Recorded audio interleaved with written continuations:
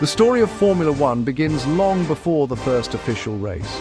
It starts with the invention of the automobile itself.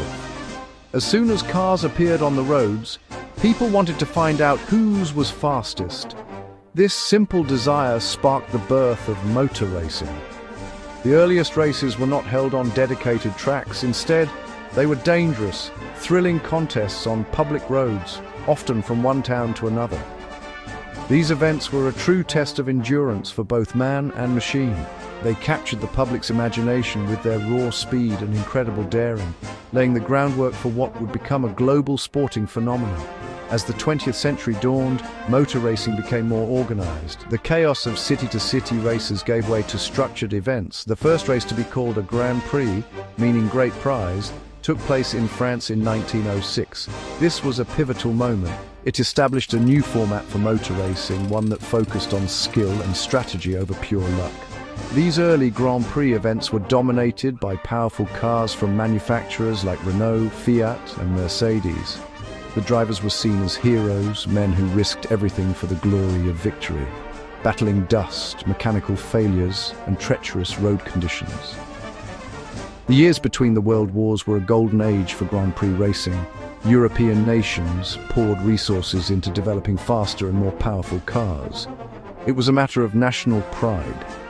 German teams like Mercedes-Benz and Auto Union, with their mighty Silver Arrows, dominated the late 1930s. Italian manufacturers, including Alfa Romeo and Maserati, were fierce competitors. These were the years of legends like Tazio Nuvolari and Rudolf Caracciola. They drove cars that were brutally fast and incredibly difficult to handle. The circuits were legendary too, places like Monza, Spa-Francorchamps, and the fearsome Nürburgring. The spirit of this pre-war Grand Prix racing formed the very soul of Formula One. It was a world of intense competition, groundbreaking engineering, and larger-than-life personalities. The idea of a single set of rules, a formula, was already taking shape. Promoters and governing bodies wanted to create a level playing field to ensure that races were won by the best driver and the best car. After the Second World War, the desire to unify these great races under one banner was stronger than ever. The stage was set for the creation of a true world championship, a series that would crown the undisputed king of motor racing. The year 1950 marked a historic turning point for motorsport. After years of fragmented Grand Prix events, the Fédération Internationale de l'Automobile, or FIA, introduced something new. They created the Formula One World Championship. This was a bold and ambitious plan. It aimed to bring together the most prestigious races in Europe into a single, coherent series. For the first time, drivers would compete for the ultimate prize, the title of world champion. The formula itself referred to the set of rules that all competing cars had to follow, governing engine size and other technical specifications. This ensured a fair and exciting competition. The inaugural World Championship season consisted of 7 races. 6 of them were held in Europe, with the famous Indianapolis 500 in the United States also included. The very first championship race took place on a sunny day at Silverstone in the United Kingdom on May 13, 1950. The event was a grand affair, even attended by King George VI. The grid was filled with cars from legendary Italian manufacturers. Alfa Romeo in particular was the team to beat. Their pre-war Alfetta 158 cars were still incredibly fast and reliable, giving them a significant advantage over their rivals from Maserati and Talbot Lago. The early years of the championship were dominated by these Italian powerhouses. The first ever world champion was an Italian driver named Giuseppe Nino Farina. He drove for the mighty Alfa Romeo team. Farina was a fierce and determined competitor. He secured the title at the final race of the season in Italy, winning a thrilling 3-way battle against his own teammates. One of those teammates was a gifted Argentine driver named Juan Manuel Fangio. While Farina took the first crown, it was Fangio who would come to define the first decade of Formula One, setting a standard of excellence for generations to come. Fangio's incredible talent soon shone through. After Farina's initial success, Fangio went on to win the World Championship 5 times in the 1950s. He achieved this amazing feat with 4 different manufacturers: Alfa Romeo, Mercedes-Benz, Ferrari, and Maserati. This record stood for nearly half a century. Fangio was known as El Maestro for his smooth, precise driving style and his intelligent racecraft. He demonstrated that winning in Formula One required more than just raw speed. It demanded intelligence, finesse, and the ability to manage the car perfectly over a long and grueling race distance. The evolution of the Formula One car is a story of constant innovation. In the 1950s, the cars were relatively simple. They had front engines, thin tires, and no aerodynamic wings. The drivers sat upright, exposed to the elements, but change was coming quickly. One of the most significant developments happened in the late 1950s. British teams like Cooper introduced cars with the engine placed behind the driver. This mid-engine design dramatically improved the car's balance and handling.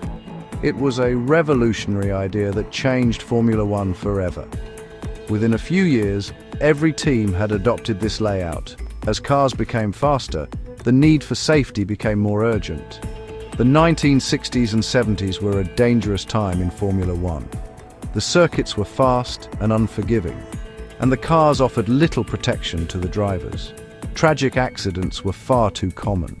This led to a growing movement among the drivers to demand better safety standards. Led by figures like Jackie Stewart, a 3-time world champion, drivers pushed for changes. They called for better track barriers, improved medical facilities, and safer car designs. Stewart's campaign was instrumental in transforming Formula One from a sport of extreme danger to one that prioritized the well-being of its competitors. The quest for speed also led to incredible advancements in technology. The 1960s saw the introduction of aerodynamics. Engineers realized that they could use wings to push the car down onto the track. This downforce created more grip in the corners, allowing drivers to go much faster. Lotus, led by the brilliant designer Colin Chapman, was a pioneer in this field.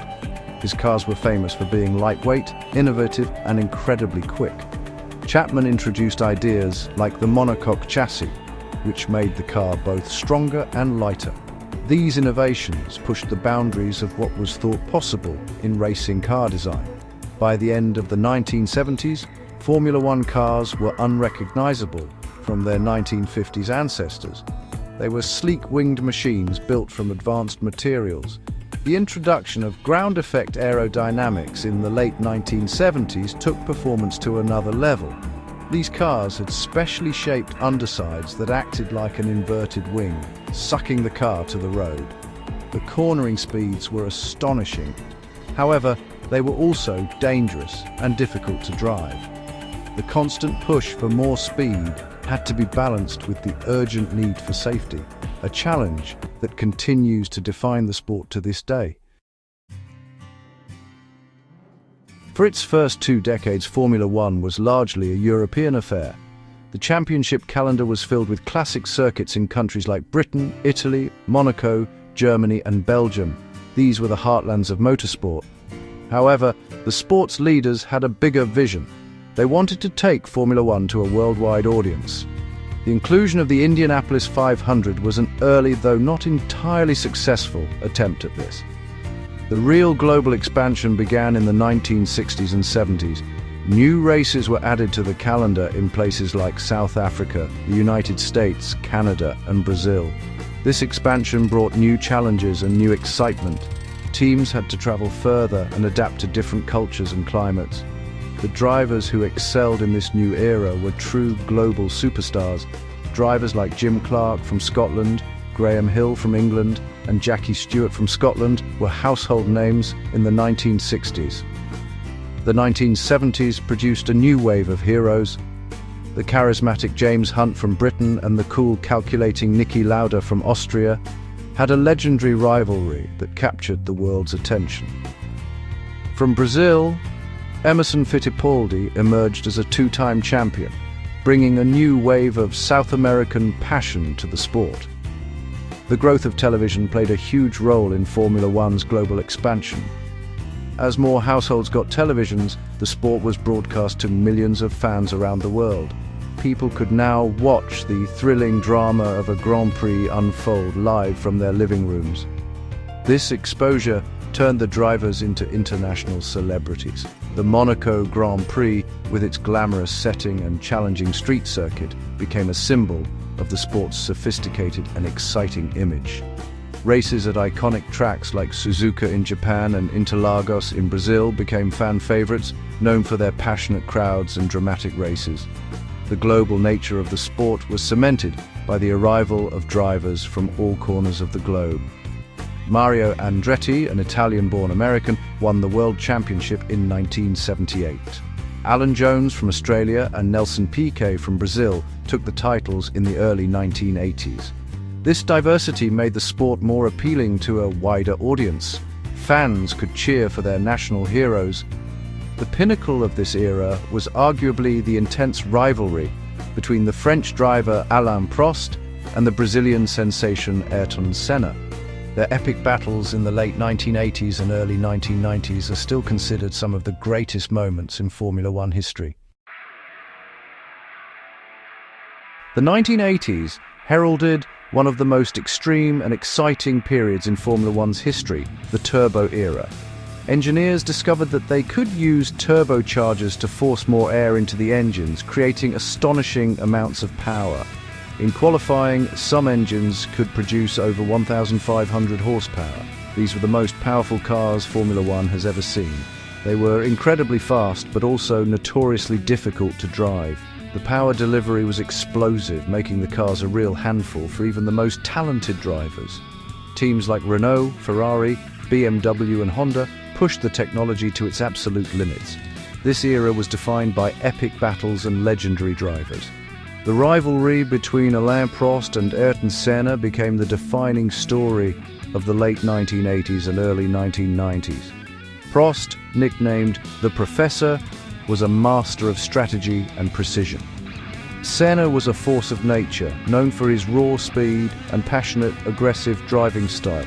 Their time as teammates at McLaren was filled with controversy, spectacular racing, and intense drama. Their duels for the championship, often decided in dramatic final races, are etched into the memory of every Formula One fan and represent a golden age of competition. As the turbo era ended due to rule changes aimed at controlling speeds, the 1990s saw a new focus on technology. Teams began to use electronic driver aids like active suspension, traction control and semi-automatic gearboxes. The Williams team, in particular, dominated the early part of the decade with cars that were technologically far superior to their rivals. Drivers like Nigel Mansell and Alain Prost won championships in these advanced machines. However, these electronic aids were controversial. Many felt they took too much control away from the driver, and they were eventually banned to put the emphasis back on driver skill. The mid-1990s saw the rise of a new superstar, Michael Schumacher. After winning 2 championships with the Benetton team, Schumacher made a bold move to join the struggling Ferrari team in 1996. At the time, Ferrari had not won a drivers' championship in nearly 2 decades. Schumacher, along with a brilliant technical team led by Ross Brawn and Rory Byrne, embarked on a mission to rebuild the legendary Italian team.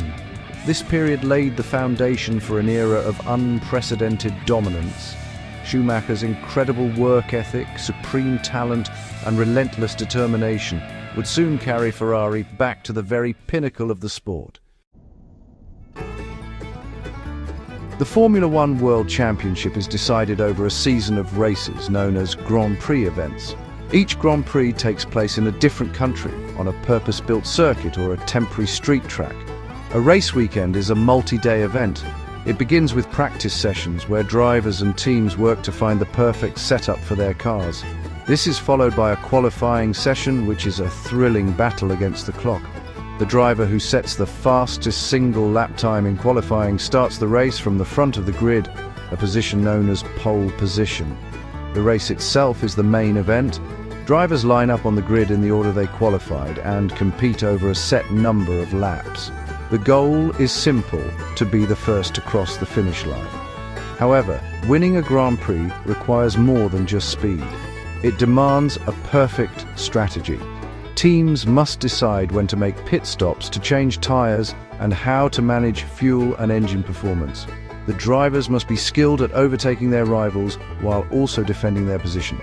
It is a high-speed chess match where every decision matters, and a single mistake can cost a driver the race. Points are awarded to the top 10 finishers in each race.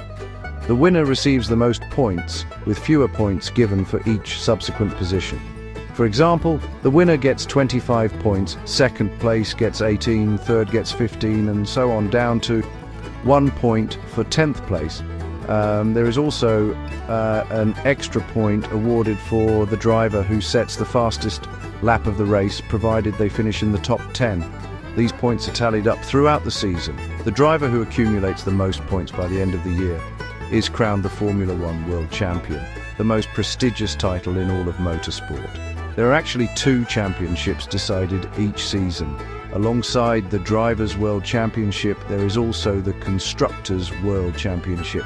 This is the prize for the best team. The points scored by both drivers in a team are added together after each race. At the end of the season, the team with the highest combined points total wins the Constructors' title. This championship is hugely important to the teams, as it brings both prestige and significant financial rewards. It is a true measure of a team's overall performance, recognizing the collective effort of the drivers, engineers, mechanics, and strategists. The 21st century began with an era of total dominance by one team and one driver. Michael Schumacher and Ferrari were unstoppable. From 2000 to 2004, they won 5 consecutive Drivers' and Constructors' Championships. This incredible run cemented Schumacher's status as a legend of the sport. He broke nearly every record, including Juan Manuel Fangio's long-standing record of 5 world titles. The image of Schumacher in his bright red Ferrari, celebrating victory after victory, became one of the most iconic sights in modern sport. His success brought millions of new fans to Formula One, especially in Germany. Following the Schumacher era, the sport saw a new wave of talent emerge. A young Spanish driver named Fernando Alonso ended Ferrari's reign, winning back-to-back championships with Renault in 2005 and 2006. Soon after, a British rookie named Lewis Hamilton burst onto the scene in 2007, narrowly missing out on the title in his very first season. He won his first championship the following year in a dramatic final lap showdown in Brazil. The decade also saw the rise of Sebastian Vettel, a young German driver who, with the Red Bull Racing team, would go on to emulate Schumacher's success by winning 4 consecutive titles from 2010 to 2013. The sport's global expansion continued at a rapid pace. New races were added in emerging markets, bringing Formula One to entirely new audiences. Grand Prix events were launched in places like China, Bahrain, Singapore, and Abu Dhabi. The Singapore Grand Prix was particularly notable as it was the first ever night race in Formula One history. The spectacle of the cars racing under powerful floodlights created a stunning visual and quickly became a fan favorite. The Abu Dhabi Grand Prix, held at the spectacular Yas Marina circuit, became the traditional final race of the season, often hosting dramatic championship deciders. This period also saw significant advancements in car technology and a renewed focus on safety. The cars became incredibly complex, with intricate aerodynamic details covering every surface. Safety measures also took a huge leap forward. The introduction of the HANS, or head and neck support device, became mandatory, dramatically reducing the risk of certain types of injuries. Following Jules Bianchi's tragic accident in 2014, the Halo cockpit protection device was introduced in 2018. Although controversial at first due to its appearance, the Halo has since been credited with saving the lives of several drivers, proving its immense value. In 2014, Formula One underwent its most significant technological revolution in decades. the sport moved away from traditional V8 engines and introduced highly complex V6 turbo hybrid power units. These engines combine a smaller internal combustion engine with advanced energy recovery systems, or ERS. They capture waste energy from the brakes and the turbocharger and convert it into electrical power that can be deployed by the driver for an extra boost of speed. This change made Formula One cars some of the most thermally efficient engines on the planet, aligning the sport more closely with the direction of the automotive industry. Mercedes-AMG Petronas. Formula One team mastered this new hybrid technology better than anyone else. They began an era of dominance that surpassed even that of Schumacher and Ferrari. With Lewis Hamilton at the wheel, the team won 8 consecutive Constructors' Championships from 2014 to 2021. During this time, Hamilton cemented his place as one of the greatest drivers of all time. He surpassed Michael Schumacher's record for the most Grand Prix wins and equaled his record of 7 World Drivers' Championships. Other top teams like Ferrari and Red Bull Racing worked tirelessly to close the gap, leading to intense competition. The modern era has been defined by incredible talent on the grid. Alongside the legendary Lewis Hamilton, a new generation of superstars has emerged.